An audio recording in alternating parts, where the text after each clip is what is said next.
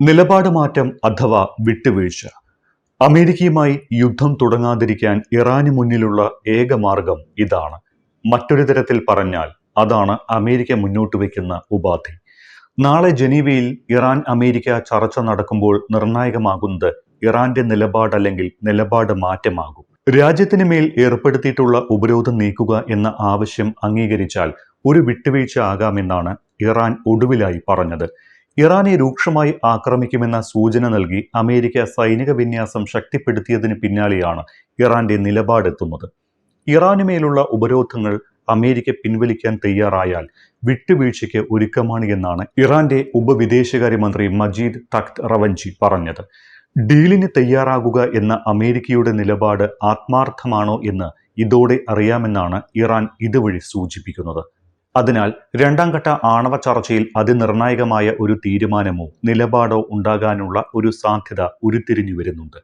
സംഘർഷങ്ങൾ ഏതുമില്ലാതെ അല്ലെങ്കിൽ സംഘർഷങ്ങൾ ഒന്നുമില്ലാതെ ഇറാൻ അമേരിക്ക തർക്കം ഒരുപക്ഷെ അവസാനിച്ചേക്കാം. ആണവ പദ്ധതി രാജ്യത്തിന്റെ പരമാധികാരത്തിന്റെ പരിധിയിൽ വരുന്നതാണ് എന്നും വിട്ടുവീഴ്ചയ്ക്ക് ഒരുക്കമല്ല എന്നുമായിരുന്നു ഇറാൻ നേരത്തെ സ്വീകരിച്ച നിലപാട്. ഇറാൻ വിട്ടുവീഴ്ചയ്ക്കും ഒത്തുതീർപ്പിനും വഴങ്ങിയില്ല എങ്കിൽ അതിരൂക്ഷമായ സൈനിക നടപടി നേരിടേണ്ടി വരുമെന്ന് അമേരിക്ക ആവർത്തിച്ച് മുന്നറിയിപ്പ് നൽകിക്കൊണ്ടിരുന്നു. സൈനിക നീക്കം ശക്തമാക്കി 2 കൂറ്റൻ വിമാനവാഹിനി കപ്പൽ ഇറാൻ ലക്ഷ്യമാക്കി അമേരിക്ക നിയോഗിക്കുകയും ചെയ്തു. അവയുടെ അനുബന്ധ മിസൈൽ ഡിസ്ട്രോയറുകൾ കൂടിയായതോടെ അതിവിപുലമായ സൈനിക സന്നാഹം ഇറാൻ ലക്ഷ്യമാക്കി നീങ്ങിക്കൊണ്ടിരിക്കുകയാണ്. രണ്ടാമത്തെ വിമാനവാഹിനി കപ്പലായ ലോകത്തിലെ ഏറ്റവും വലിയ വിമാനവാഹിനി കപ്പൽ USS ജെറാൾഡ് ഫോർഡ് കൂടി അമേരിക്ക പശ്ചിമേഷ്യയിലേക്ക് നിയോഗിച്ചതോടെയാണ് ഇറാന്റെ നിലപാട് മാറ്റം. ആണവ കരാറിൽ എത്താൻ വിട്ടുവീഴ്ചയ്ക്ക് ഇറാൻ ഒരുക്കമാണ്. അമേരിക്കയുടെ ഭാഗത്തു നിന്നുള്ള ആത്മാർത്ഥമായ നീക്കമാണ് ഇനി വേണ്ടത് എന്ന് ഇറാൻ പറയുന്നു. സമ്പുഷ്ടീകരിച്ച യുറേനിയം ശേഖരം 60% വരെ കുറയ്ക്കാൻ ഇറാൻ തയ്യാറാണ് എന്നും ഇത് വിട്ടുവീഴ്ചയ്ക്ക് സന്നദ്ധമാണ് എന്നതിന് തെളിവാണ് എന്നുമാണ് മജീദ് തഖ്തിന്റെ വാദം. ഇറാന്റെ കയ്യിലുള്ള യുറേനിയം ശേഖരം ആണവായുധ നിർമ്മാണത്തിന് ഉപയോഗിക്കുമോ എന്ന ആശങ്ക അന്താരാഷ്ട്ര തലത്തിലുണ്ട്. ഇക്കാര്യം ചൂണ്ടിക്കാട്ടിയപ്പോഴാണ് യുറേനിയം ശേഖരം കുറയ്ക്കാൻ തയ്യാറാണ് എന്നും ഉപരോധം പിൻവലിക്കണമെന്നും മജീദ് തഖ്ത് ആവശ്യപ്പെട്ടത്. ഇറാൻ യുറേനിയം സമ്പുഷ്ടീകരിക്കുന്നത് സമാധാനത്തിന് വേണ്ടിയാണ് എന്നും രാജ്യത്തിന്റെ ഊർജ ആവശ്യങ്ങൾക്കാണ് എന്നുമാണ് ഇറാൻ ആവർത്തിച്ചു പറയുന്നത്. അത് തങ്ങളുടെ അവകാശമാണ് എന്നും അദ്ദേഹം വാദിക്കുന്നു. അതേസമയം ഇറാനെതിരായ സാമ്പത്തിക ഉപരോധം അമേരിക്ക ഒന്നുകൂടി കടുപ്പിക്കാനും ആലോചിക്കുന്നുണ്ട്. എണ്ണ വിൽപ്പനയിൽ അടക്കം കൂടുതൽ ഉപരോധം ഏർപ്പെടുത്തുന്നത് ആണവ പദ്ധതി അംഗീകരിക്കാൻ ഇറാനുമേൽ സമ്മർദ്ദം ചെലുത്തലാകുമെന്ന് അമേരിക്കയും ഇസ്രായേലും കരുതുന്നു. കഴിഞ്ഞയാഴ്ച ഡൊണാൾഡ് ട്രംപും നെതന്യാഹുവും കൂടിക്കാഴ്ച നടത്തിയപ്പോഴുണ്ടായ തീരുമാനം ഇതാണ്. ഇറാനിൽ നിന്ന് ചൈന എണ്ണ വാങ്ങുന്നതിനെതിരായ ഉപരോധം കൂടുതൽ ശക്തമാക്കാനാണ് ആലോചന. ചൈനയുടെ എണ്ണ വാങ്ങലിന്റെ 80% കടൽ വഴിയുള്ള വ്യാപാരമാണ് എന്നാണ് അനലറ്റിക്കൽ സ്ഥാപനമായ കെപ്ലറുടെ റിപ്പോർട്ടിൽ പറയുന്നത്. അമേരിക്കയുടെ ഉപരോധം മൂലം ഇറാനിയൻ എണ്ണ വാങ്ങുന്നവരുടെ എണ്ണം വളരെ കുറഞ്ഞിട്ടുണ്ട്. കഴിഞ്ഞ വർഷം ചൈന പ്രതിദിനം 1.38 ദശലക്ഷം ബാരൽ എണ്ണയാണ് ഇറാനിൽ നിന്ന് വാങ്ങിക്കൊണ്ടിരുന്നത്. ഇത് കടൽ മാർഗം ചൈന ഇറക്കുമതി ചെയ്യുന്ന 10.27 ദശലക്ഷം ബാരൽ ക്രൂഡ് ഓയിലിന്റെ 13.4%. തങ്ങൾ ഇറാനിൽ നിന്ന് എണ്ണ വാങ്ങുന്നത് നിയമപരമാണ് എന്നാണ് ചൈന പറയുന്നത്. എന്നാൽ മറ്റു രാഷ്ട്രങ്ങളുടെ പേരിലാണ് ഇറാനിൽ നിന്ന് ചൈനയിലേക്ക് എണ്ണ എത്തുന്നത് എന്നാണ് റിപ്പോർട്ടുകൾ വ്യക്തമാക്കുന്നത്. ചൈനീസ് കസ്റ്റംസിന്റെ റിപ്പോർട്ട് പ്രകാരം ഇറാനിൽ നിന്ന് 2002 മുതൽ എണ്ണ ഇറക്കുമതി ചെയ്തിട്ടില്ല. ചൈനയിലേക്കുള്ള എണ്ണ കയറ്റുമതി കുറയ്ക്കാൻ ഇറാനിൽ സമ്മർദ്ദമേറ്റാനാണ് US-ന്റെ ഇപ്പോഴത്തെ നീക്കം. ഇത് ആണവ പദ്ധതികളിൽ ഒത്തുതീർപ്പിന് ഇറാനെ കൂടുതൽ നിർബന്ധമാക്കും എന്നും അമേരിക്ക കണക്കുകൂട്ടുന്നു. പരമാവധി ഉപരോധം ഏർപ്പെടുത്തിയുള്ള സമ്മർദ്ദവും സൈനിക സന്നാഹം ശക്തമാക്കിയുള്ള സമ്മർദ്ദവും കൂടിച്ചേരുമ്പോൾ ഇറാൻ എളുപ്പത്തിൽ ഒത്തുതീർപ്പിന് വഴങ്ങുമെന്ന് അമേരിക്ക കരുതുന്നുണ്ട്. ഇറാനുമേൽ സാമ്പത്തിക ഉപരോധം കടുപ്പിക്കാനുള്ള ഉത്തരവിൽ ട്രംപ് കഴിഞ്ഞയാഴ്ച ഒപ്പുവെച്ചിരുന്നു.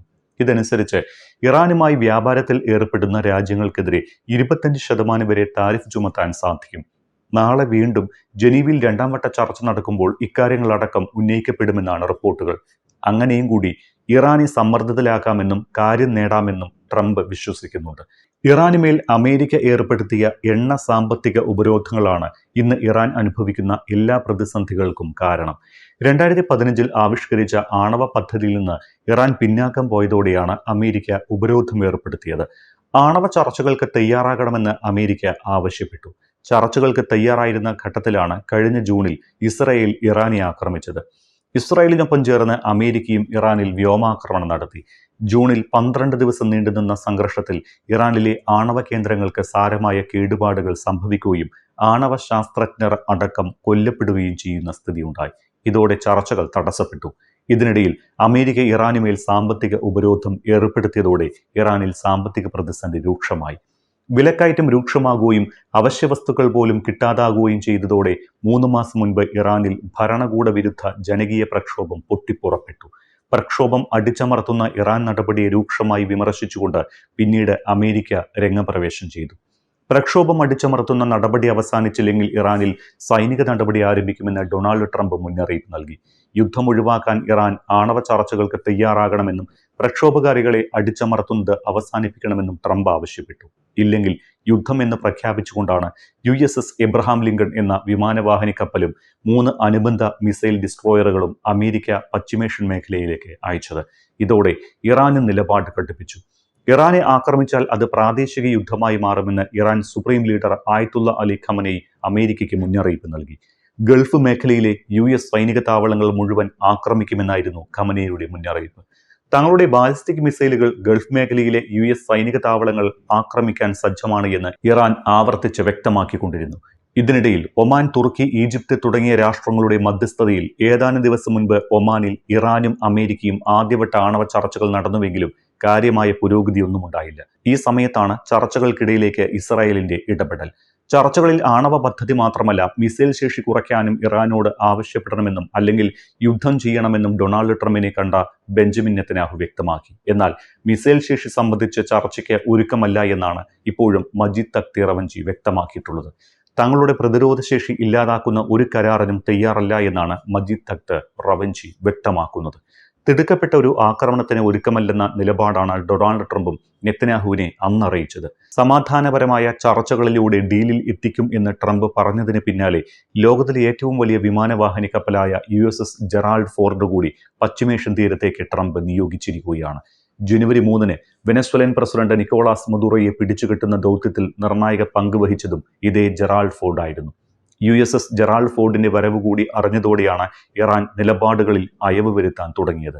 ജനീവയിലെ ചർച്ച പരാജയപ്പെട്ടാൽ സൈനിക നീക്കം നടത്തുമെന്ന് ഡൊണാൾഡ് ട്രംപ് നേരത്തെ മുന്നറിയിപ്പ് നൽകിയിരുന്നു. എന്നാൽ സമാധാനപരമായ പരിഹാരത്തിനാണ് അമേരിക്കയും താൽപര്യപ്പെടുന്നത് എന്ന് ഒമാൻ വഴി ലഭിച്ച സ്വകാര്യ സന്ദേശങ്ങൾ സൂചിപ്പിക്കുന്നതായി ഇറാൻ വക്താവും വെളിപ്പെടുത്തിയിട്ടുണ്ട്. യുദ്ധമുണ്ടായാൽ അത് എല്ലാവർക്കും ദോഷകരമാകുമെന്നും മേഖലയിലുള്ള അമേരിക്കൻ സൈനിക താവളങ്ങൾ തങ്ങളുടെ ലക്ഷ്യമാകുമെന്നുമാണ് ഇറാന്റെ മുന്നറിയിപ്പ്. എന്നിരുന്നാലും പ്രതീക്ഷകളോടെയാണ് ജനീവ ചർച്ചകളെ ഇറാനും ലോകരാഷ്ട്രങ്ങളും കാണുന്നത്.